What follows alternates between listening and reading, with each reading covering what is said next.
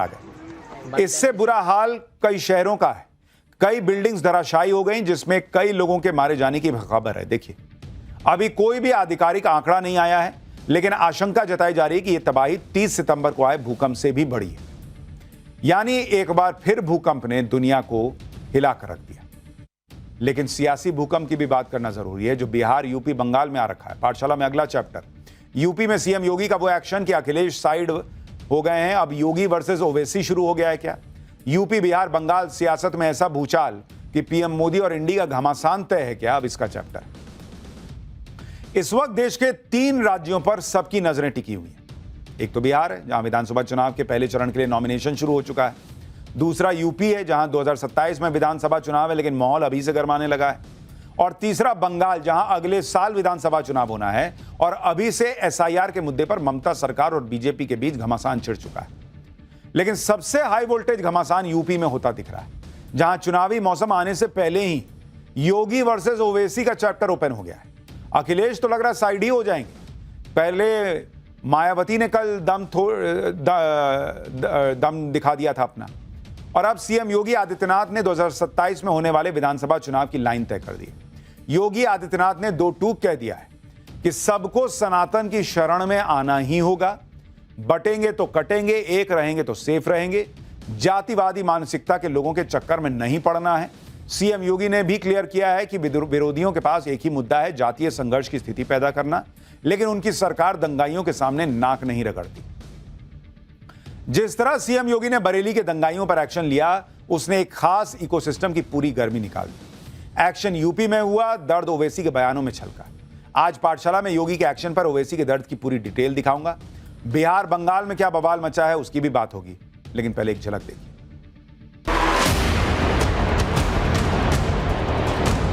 वही सामाजिक न्याय के राज की स्थापना हो, उसके लिए हम लोग संघर्ष करते रहेंगे।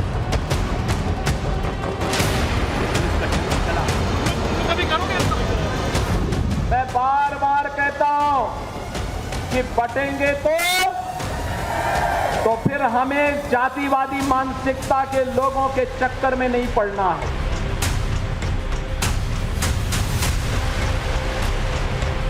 बोलते बटेंगे तो कटेंगे, ठोक दो, गोली मार दो, बुलडोजर चला दो। तो सनातन धर्म की ही शरण में सबको आना पड़ेगा।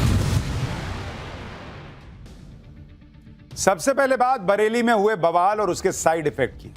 आज जुमा है और 2 हफ्ते पहले नवरात्र के दौरान 26 सितंबर को पड़े जुमे पर बरेली को सुलगाने की साजिश हुई थी। लेकिन साजिश की इस चिंगारी को योगी सरकार ने सुलगने से पहले ही अपने ताबड़तोड़ एक्शन से ठंडा कर दिया। अब सीएम योगी ने यह भी साफ कर दिया कि यूपी को दंगों की आग में झोंकने की साजिश को किसी भी कीमत पर कामयाब नहीं होने दिया जाएगा। आप सीएम योगी को सुनिए एक बार, फिर आपको बताऊंगा उनके इस एक्शन पर ओवैसी का दर्द क्यों छलका। प्रदेश में पर्व और त्योहार चल रहे हैं।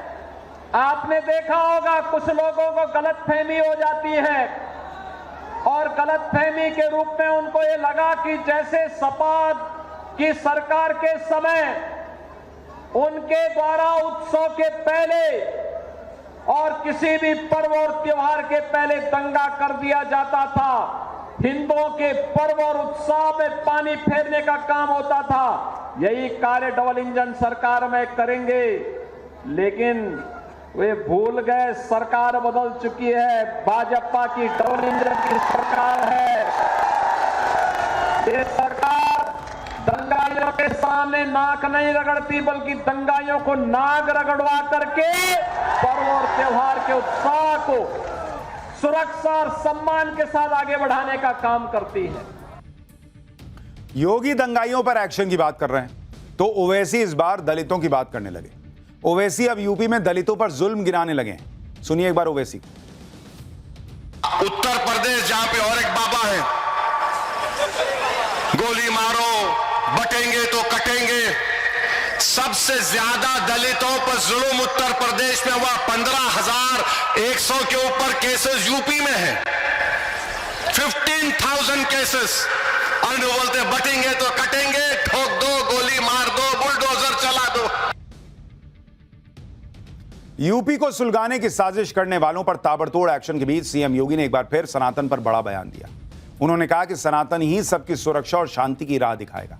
सीएम योगी के हर एक्शन पर सवाल उठाने वाले असदुद्दीन ओवैसी इसमें भी नया एंगल निकाल रहा है और इसे सीजेआई पर जूता फेंकने की घटना से जोड़ दिया।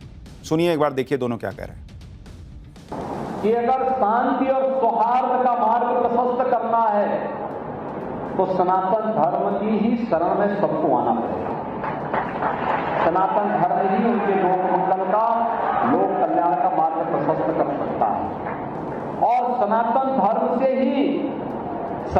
धर्म ही सबकी सुरक्षा, सबके कल्याण का मार्ग भी प्रशस्त करेगा।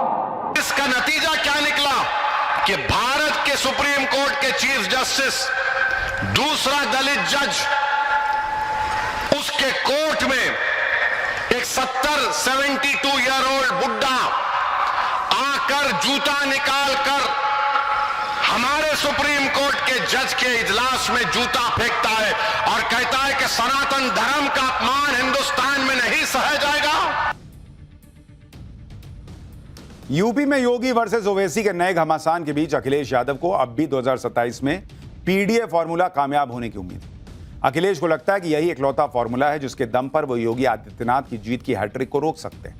इसलिए अखिलेश यादव पीडीए फॉर्मूले को धार देने में जुटे हैं, जिसके लिए पहले वो आजम खान से मिलने रामपुर पहुंचे और आज अपने पिता और समाजवादी पार्टी के फाउंडर मुलायम सिंह यादव की जयंती पर पूरे परिवार में एकजुटता दिखाने की कोशिश की। यहां भी अखिलेश यादव का पूरा फोकस पीडीए वाली पॉलिटिक्स पर ही था। अखिलेश ने कहा कि वो हर पीड़ित, दुखी, अपमानित पीडीए के लिए लड़ाई लड़ते रहे। अखिलेश यादव के इस पीडीए वाले नैरेटिव की हवा निकालने के लिए सीएम योगी ने एक बार फिर बटेंगे तो कटेंगे वाला बयान दोहराया। अखिलेश यादव और सीएम योगी को भी सुनिए एक बार। सामाजिक न्याय के राज की स्थापना हो, उसके लिए हम लोग संघर्ष करते रहेंगे। हर पीड़ित, दुखी, अपमानित पीडीए, हम सब एक सूत्र में बंधे लोग हैं। उस बात को, उस लड़ाई को आगे बढ़ा करके पीडीए के स्व सम्मान और सम्मान के लिए हम लोग लगातार काम करते रहेंगे। जो नाइंसाफी है, जो जुल्म है, जो अत्याचार है, उसके खिलाफ लगातार संघर्ष लेकर के हम लोग आज इनके पास कोई मुद्दा नहीं बचा है। अब केवल एक मुद्दा इनके पास बचा है और जिसको ये पहले भी करते थे, वो करते थे जातीय संघर्षों की स्थिति पैदा करना, आपस में लड़ाने की कुछ चेष्टा करना। इनकी इस मंशा को सफल मत होने दीजिए। मैं बार बार कहता हूं कि बटेंगे तो एक रहेंगे तो फिर हमें जातिवादी मानसिकता के लोगों के चक्कर में नहीं पड़ना है।